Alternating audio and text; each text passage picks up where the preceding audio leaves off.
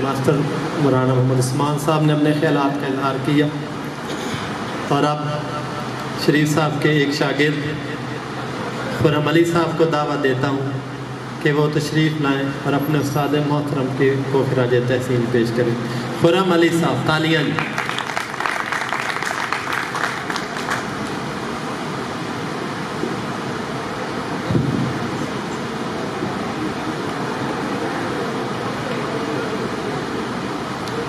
بسم اللہ الرحمن الرحیم، نحمدہ و نصلی علی رسولہ الکریم۔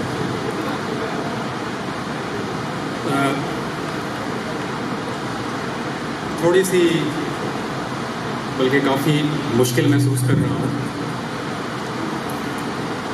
اور مجھے یہ زمانے کا جو بیچ میں وقفہ ہے سمٹتا ہوا نظر آ رہا ہے۔ 1995، 96، 97، 98، 99، یقین مانے میرے ذہن کی فلم ادھر پہنچی ہوئی ہے، اور مجھے ایسے لگ رہا ہے کہ جیسے استاد مکرم نے مجھے حکم دیا ہے کہ آج کی مجلس میں تمہیں تقریر کرنا ہے، اور میں واقعی بہت گھبراہٹ میں ہوں کہ استاد جی کے سامنے میں کیا عرض کروں۔ ماشاء اللہ یہاں کے اساتذہ کرام نے اور طلباء نے بہت اچھے الفاظ سے، بڑی اچھی شاعری سے استاد محترم کو خراج عقیدت پیش کیا ہے۔ میں معذرت چاہوں گا، میں نہ شاعر ہوں، نہ ہی میرے پاس اچھے الفاظ ہیں۔ کچھ معصومانہ سے سوالات ضرور آپ سے کرنا چاہوں گا، اور کچھ عاجزانہ سے تجربات آپ سے شیئر کرنا چاہوں گا، اور ایک مرتبہ پھر کہ استاد مکرم کی قداور شخصیت کو نہ ان الفاظ کی ضرورت ہے، نہ اس خراج عقیدت کی ضرورت ہے۔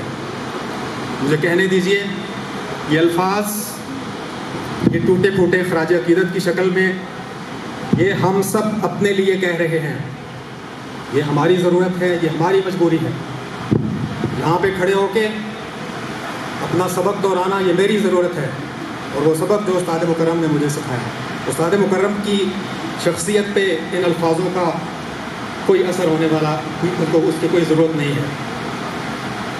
ان کی محنت، ان کی لگن، ان کی توانائی سے بھرے ہوئے لیکچرز علاقے بھر کے گھر گھر میں جلتے دیوں کی شکل میں موجود ہیں، انہیں کسی کے الفاظ کی ضرورت نہیں ہے۔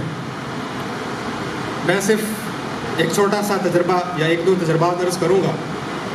پچھلے دنوں میں ایک کلاس پڑھا رہا تھا، پی ایچ ڈی کی کلاس تھی، میرے سامنے پی ایچ ڈی کے اسٹوڈنٹس بیٹھے تھے، ان میں سے ایک ریٹائرڈ بریگیڈیئر بھی تھے، بہت سے لوگ مجھ سے بڑے بھی ہیں ان کلاس میں، اس کلاسز میں۔ دنیا کا ایک مشکل ٹاپک جو اس وقت بھی ترقی یافتہ ممالک میں ایک ابھرتا ہوا موضوع ہے، اس پہ لیکچر تھا میرا 3 گھنٹے کا، انگریزی زبان میں۔ میں سوچ رہا تھا، میرے ذہن کی کھڑکی میں ایک خرم علی جاگتا ہوا مجھے پکار کے پوچھ رہا تھا۔ اس خرم علی سے آپ میں سے بہت سے لوگ بھی واقف ہیں، اور ابھی ایک میرے دوست نے مجھے یاد بھی دلائی اس کی، کہ جو خرم علی جاتا تھا، لڑکے مذاق اڑاتے تھے، روتا ہوا گھر کو واپس آتا تھا، جس نے 5ویں جماعت کے پرچے میں مکھیاں ماری اور بچوں نے اس کو تنگ کیا وہ رو پڑا، جس کو ڈھنگ سے بات کرنا نہیں آتا تھا، اس کو مشکل ٹاپک پہ بات کرنا اللہ کے فضل سے کس نے سکھایا؟ تو میرے ذہن میں ماضی کی فلم چلی، زمانہ سبڑتا چلا گیا، مجھے اپنے گاؤں کی وہ دوپہر یاد آئی جب ایک سینئر طالب علم سے میں نے پوچھا کہ کیمیا کیا ہوتا ہے، طبیعت کیا ہوتی ہے۔ اس نے مجھے موٹی موٹی کتابیں دکھائیں جن کو کھولتے ہوئے میرے اوسان خطا ہو گئے۔ مانیے، میں نے اپنے والدین سے کہا کہ سائنس میرے بس کا روگ نہیں ہے، میں سائنس نہیں پڑھوں گا، میں آرٹس کے مضمون میں پڑھوں جو ہے وہ اپنی پڑھائی جاری رکھنا چاہتا ہوں۔ مگر ساتھ ساتھ کچھ اور بھی چل رہا تھا۔ اس دور کے اندر کچھ اساتذہ کرام ہیرو کی شکل کے اندر ہمارے ذہنوں میں جو ہے وہ ان کے نقش بنتے چلے جا رہے تھے۔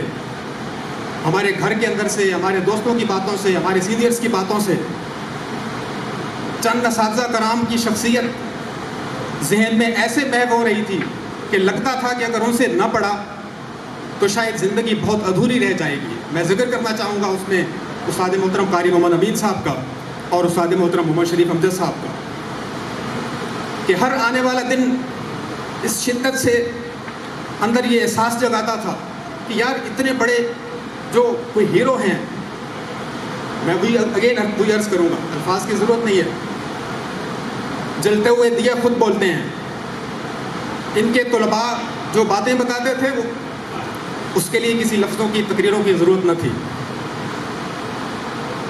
تو چنانچہ غالباً اپریل 1996 کی صبح جب میں نے استاد مکرم سے پہلا سائنس کا لیکچر سنا، یقین مانیے ابھی ایک اور استاد مکرم نے اس کو شاعری اور الفاظ میں پیش کیا، میں الفاظ اس طرح کے نہیں لا سکتا، لیکن یہی عرض کروں گا کہ دنیا کے مشکل ترین ٹاپکس آسان ترین الفاظ کے اندر کھلتے چلے گئے۔ وہ موٹی موٹی کیمیات طبیعت نامی کتابیں، ان کے اندر لکھی ہوئی سطریں کھلتی چلی گئی، وہ مشکل جملے چھوٹے چھوٹے سلائسز میں کٹ کے خوبصورت سے الفاظ بن کے ہمارے سامنے جو ہے وہ پیش ہوتے رہے۔ ابھی پچھلے دنوں ایک امریکہ میں کانفرنس تھی آن لائن، اس کا میں وہاں پہ فیسیلیٹیٹر تھا، تو اس سے پہلے انہوں نے کہا کہ آپ اپنی انٹروڈکٹری ویڈیو جو ہے وہ بنا کے مجھے دیں۔ اللہ کے فضل سے کوئی 6-7 ملکوں میں سفر کر چکا ہوں استاد جی کی دعاؤں سے، اور یہ تحقیقات مقالے پیش کرنے کے لیے گنگوال سکول بیک اینڈ پہ ہے، یاد رکھیے گا۔ تو انہوں نے کہا چھوٹی سی ویڈیو آپ اپنی انٹروڈکٹری بنا کے دیں۔ اس ویڈیو کے اینڈ پہ میں نے آخر میں ایک انگلش میں جملہ کہا کہ let's join our hands to solve the toughest problems of the world by splitting them into smaller sized pieces and making them enjoyable,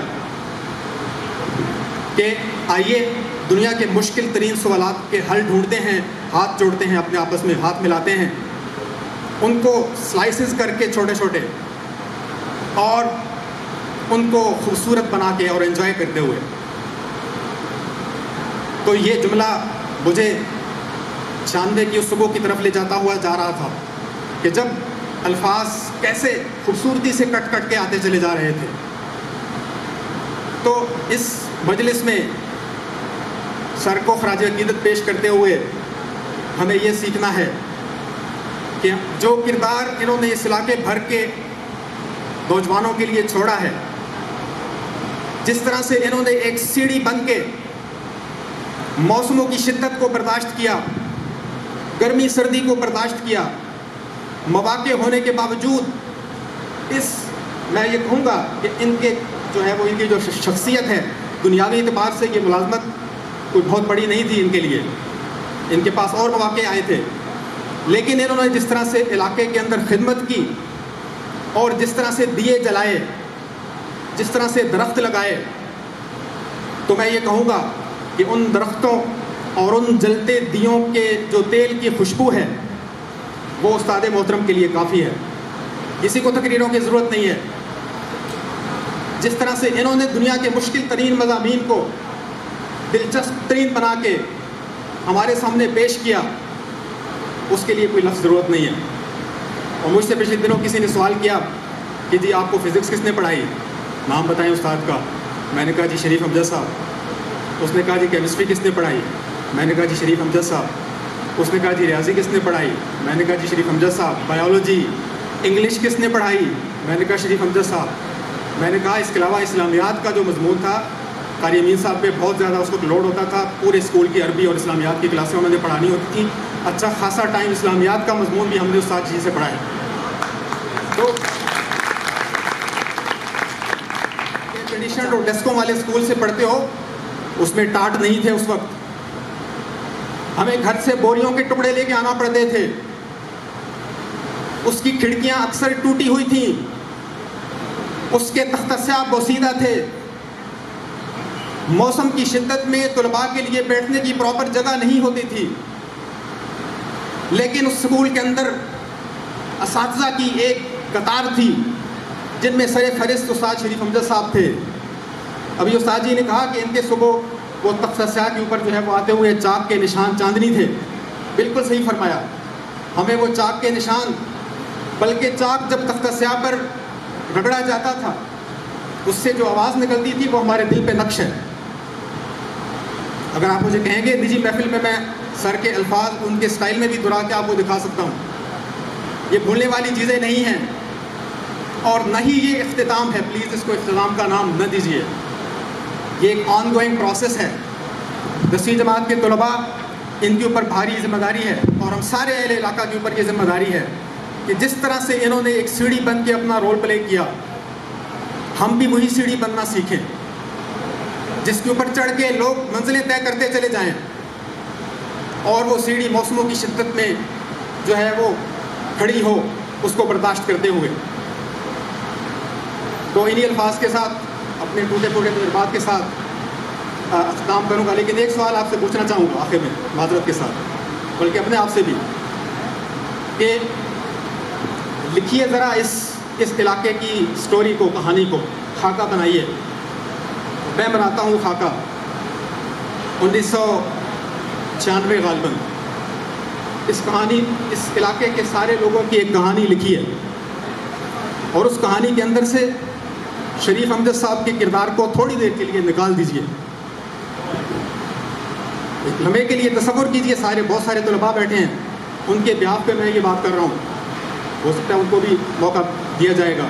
لیکن سارے طلباء ذرا سوچئے جو اب تک یہاں سے پاس آؤٹ ہو چکے ہیں، ایک لمحے کے لیے کہ ان کی زندگی کی کہانی میں ایک کردار، ایک لمحے کے لیے اس کو سائڈ پہ کیجئے شریف امجد صاحب کو، اور اس کے بعد بتائیے کیا بچتا ہے باقی. آپ کو جملے، الفاظ ٹوٹتے نظر آئیں گے، سٹوری کے سارے ربط کرچی کرچے ہوتے نظر آئیں گے، لفظ آپ کو ٹوٹے پھوٹے جدا جدا نظر آئیں گے، علاقے بھر کی سٹوری. اور پھر ایک لمحے کے بعد واپس شریف امجد صاحب کو ان کا جو معزز کردار ہے سٹوری کے اندر واپس رکھ دیجئے. آپ کو لفظ جڑتے ہوئے، کہانی بنتی ہوئی نظر آئے گی اور ادھوری سطریں لکھی ہوئی نظر آئیں گی.